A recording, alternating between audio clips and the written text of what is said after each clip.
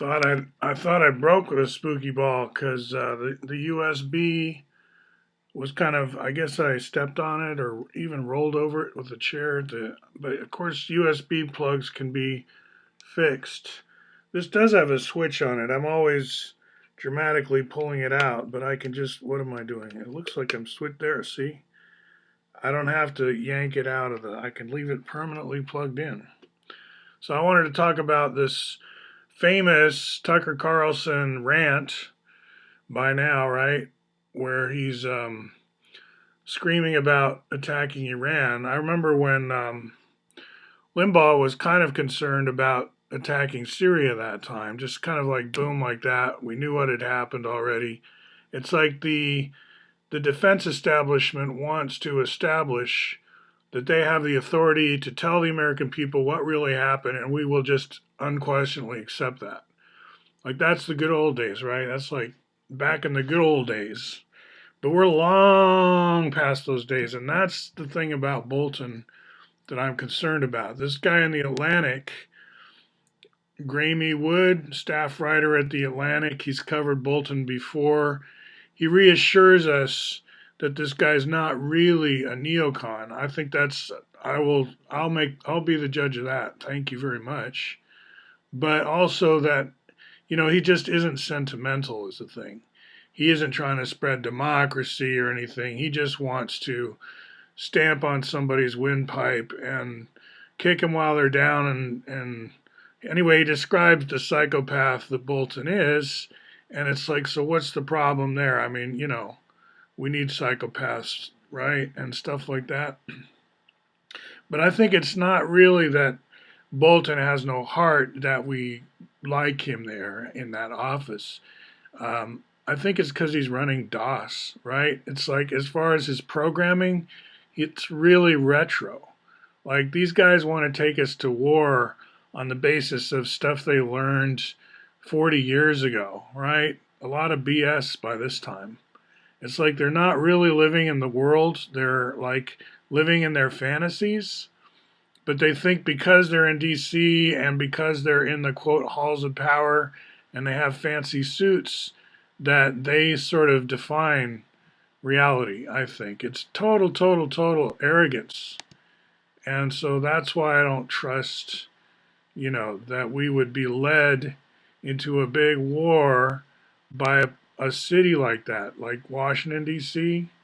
They've had their turn, right? I mean, we can't immediately change our habits of thought, but on the other hand, it's not immediate. We've had a long time now to watch this show unfold. We still haven't learned anything from Iraq, it looks like. Like, how much TV documentaries have you seen about Iraq since the invasion of Bush 2, right?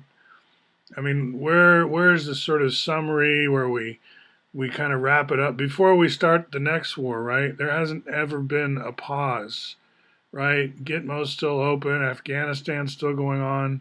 They're thinking they might need to attack Venezuela. I know BP wants a cut of the pie, either in Venezuela or Iran, some or both. It's like the colonial powers are saying, look, we've got that window.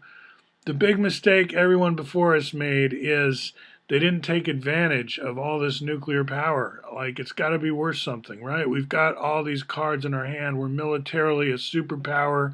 We should go for it. And see, that's just what I would call dumb, just pure dumb. So you can debate me, or you can debate the American people. You can come on and explain why you're not dumb, but don't think we don't think you're dumb. We do. We think you're really pretty dumb, stupid, idiotic, things like that. Those kind of words. Very insulting. I'm not being like Bucky Fuller right now. I was just saying, he was very good at not ever. But I'm like trying to get the spirit of Tucker Carlson and like, because you see, this article in the Atlantic calls Carlson a dove because he doesn't want to be led into a stupid war by total chicken hawk idiots who have no real experience, right? These are knuckleheads. You're not a dove to not want to go to war under this kind of leadership. You got to be kidding me. With people the way they are, They're like all into like sex crimes and stuff. There's no one psychologically prepared for a major drawn out war right now, right? You haven't done even the beginning of getting ready for that. And I bet there's people in Britain who want to start it tomorrow. Well, news for you, right? Anyway, that's my sense of what Tucker was saying. I might be wrong.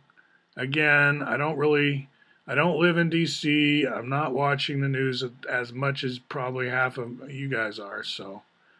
But I just have this sense of it's not that he's a tough guy and so we want him there because we need a tough guy in that position. No, he's running ancient dinosaur programming in his brain.